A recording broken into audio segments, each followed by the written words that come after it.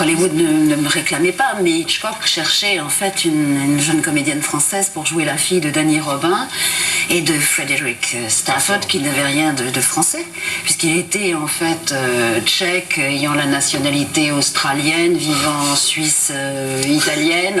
Et il parlait bien anglais, il parlait bien français, il devait parler bien italien également. Et donc, comme je venais de faire Baiser volé, que François Truffaut était très ami avec Helen Scott, qui l'avait aidé à rédiger et traduire les entretiens avec Hitchcock. Donc Helen a été amenée à s'occuper de la distribution des rôles et du choix des comédiens à présenter à Hitchcock pour les taux qui se tournaient en partie en France, à Paris, et en partie aussi effectivement au Danemark, et puis aux États-Unis, et puis soi-disant à Cuba, etc. Bon. Et donc Helen m'avait rencontré, savait que je parlais un peu anglais. Donc François lui a dit, mais en fait elle serait très bien parce que Hitchcock a tout de même est fidèle à un certain type de visage, j'allais dire. Bon. Et alors on m'a dit, il faut envoyer une cassette avec votre voix à Monsieur Hitchcock, ce que j'ai fait. Alors j'avais pris un extrait d'Alice in Wonderland, Alice au pays des merveilles, et puis bon, j'ai lu, et puis pouf, ça a été envoyé. Et puis au bout de quelques mois après, Hitchcock est venu à Paris, et puis j'ai été convoquée pour le rencontrer, et puis voilà, il est logé au Plaza, il m'a parlé beaucoup plus de cuisine que de cinéma, etc., d'histoire. Tu es impressionné ? Oui et non, parce que tout ça, pour moi, tout ça venait de façon très très naturelle, c'est-à-dire je me posais même pas de questions, j'étais ravie, mais j'étais... Tout ça, c'était d'une simplicité formidable. Tout ça s'enchaîne. Ça, c'était aussi fluide, j'allais dire, que le jeu de Jules Berry. Enfin, c'était étonnant. Mais on lui prête ces mots quand il vous aurait rencontré. En tout cas, il l'a dit par la suite. J'aime les icebergs qui explosent, vous en êtes un. Il m'a jamais dit ça. Ah bon, parce que... Non, on lui a fait dire beaucoup de choses.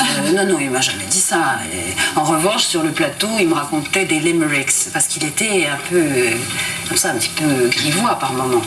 Alors, comme j'avais 20 ans, oui, alors, le beau cadeau d'anniversaire pour mes 20 ans, c'est le premier jour de tournage pour moi dans les taux.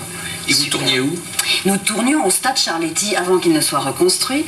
Une des scènes, une scène qui était censée être la fin du film. Et en fait, il y aura 3 fins différentes. Et donc, c'était une scène de duel entre Michel Piccoli et Frederick Stafford. Et Pardon, excusez-moi. On a beaucoup dit que Alfred Hitchcock n'aimait pas beaucoup les acteurs et que le film pour lui se faisait avant et que le tournage n'était qu'une sorte de formalité. Oui, en principe, ce qui n'était pas le cas du tout pour les taux. Pour Topaz, parce que le film, le début de l'histoire, donc du roman de Léon Uris, se passait au moment de la crise de la baie des cochons à Cuba, donc on en parle pas mal en ce moment, je crois. Et donc, Hitchcock était persuadé que tout le monde se souvenait que ça avait débuté au mois de septembre, et le scénario écrit par Samuel Taylor n'étant pas terminé, il a tout de même commencé son tournage à Copenhague au mois de septembre. Ce qui fait qu'il n'avait pas le storyboard qu'il avait d'habitude, et qu'au fur et à mesure, Samuel Taylor planchait, donnait les dialogues, les scènes, et moi je comprenais rien du tout à cette histoire, mais rien. D'abord, je connaissais rien aux histoires d'espions. Après, en vivant dans les ambassades, j'ai un petit peu mieux compris, mais enfin bon, ça c'est une parenthèse. Mais Hitchcock me disait, ah oui, mais alors cette scène va venir après, une autre, mais vous aurez le texte de la précédente ultérieurement, etc. Enfin bon, c'était un petit peu compliqué pour moi. Il était attentif sur un plateau, pour revenir un peu à ce que disait Denis, comment est-ce qu'il se comporte avec un acteur sur un plateau? Il s'occupe de vous, il vous dirige beaucoup ou... Oui, diriger, mais il donnait, à mon avis, plus des tricks, des trucs, des choses, comment s'évanouir, comment faire ci ou comment faire là, que de faire véritablement appel à la sensibilité du comédien. Et moi, j'étais vraiment sans expérience aucune. J'avais juste tourné Baiser volé, j'avais tourné ensuite sous le signe de Monte Cristo. Donc c'était le 3e film que je tournais, mais j'étais toute toute jeunette et sans expérience, quoi. Donc je savais pas donner, j'avais pas de trucs, de métier, pas suffisamment. On dit que les rapports entre Hitchcock et Frederick Stafford sur le plateau ont été un peu tendus, que Stafford n'était pas le personnage qu'Hitchcock souhaitait, il pensait davantage à quelqu'un comme Sean Connery par exemple.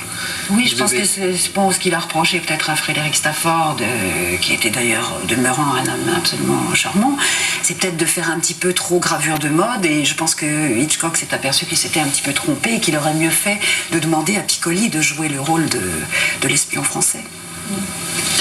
Eh bien, François Truffaut m'avait parlé de la cave d'Hitchcock. Est-ce que vous avez eu l'honneur d'y pénétrer? Oh, oui, parce que je crois que Hitchcock préférait presque la bonne chair et les vins français, entre autres, au cinéma. Mais c'est vrai, là, tout ça. Alors, il se faisait un plaisir d'emmener ses invités, et je pense que comme dans le film que j'ai eu la chance de tourner avec lui, nous étions un certain nombre de Français, donc il s'était fait une joie de nous montrer sa cave. Et alors c'était comme la cave de sa maison de Bel Air n'était peut-être pas idéale comme sol, elle était, il y avait des degrés hydrométriques, etc. Il y avait la température, enfin il y avait comme des espèces d'armoires qu'on fait, quoi. Et alors il nous expliquait qu'il fallait tourner régulièrement la bouteille d'un quart de tour à telle fréquence, etc. C'était très important. Truffaut m'avait dit qu'il avait un fauteuil roulant et qui se déplaçait devant ses armoires à vin. Oui, c'est possible. C'est possible, maintenant. C'est très possible. Il y avait les margots, il y avait les Saint-Émilion. Oui, tout bien étiqueté, bien classé, bien rangé, etc. You look wonderful. You too. You have done something to your hair. Let me see. Do you like it? My husband wants me to cut it. No, I like it. Agreed. Come along. How long can you stay in New York? When do you have to go back to Paris? In 5 days. Then will we step out there? There's so much to see and do. New York is marvelous. And we will do it all. Did you check our rooms at the St. Regis? We have already moved in. And your work goes well at the United Nations? Marvelous. He's already writing his articles, and he has made marvelous sketches of the delegates. Everything is marvelous. With a wife like this, one can afford to be modest. And they are so wonderful to watch, the delegates, especially the Africans with their marvelous robes. And the Cubans. Oh, I like the Cubans. They are so wild.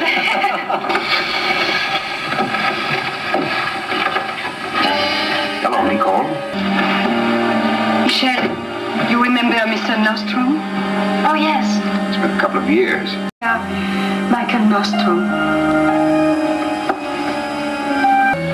François, we have to change for dinner. Oh, yes. Could still make it if traffic is not too heavy in Paris. Then go, Francois. You know Mother will be there. Well, You will speak to her? of course I speak to her. She left me, I didn't leave her. Move, Francois. Done well for himself this time. Did the new wife own the house when he married her? This one and one on the Côte d'Azur and one in Switzerland. Jacques always had an eye for a good thing.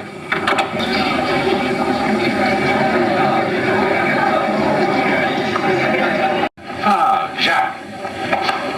Maman, please. He's in terrible trouble. There is nothing I can do.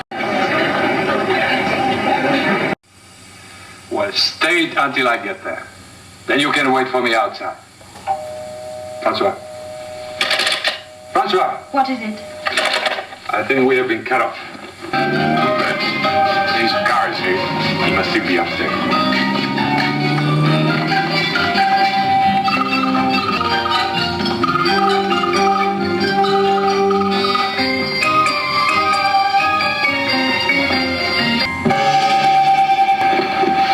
What's the matter?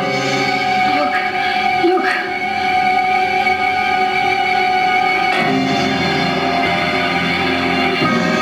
I want to go down. I want to go down.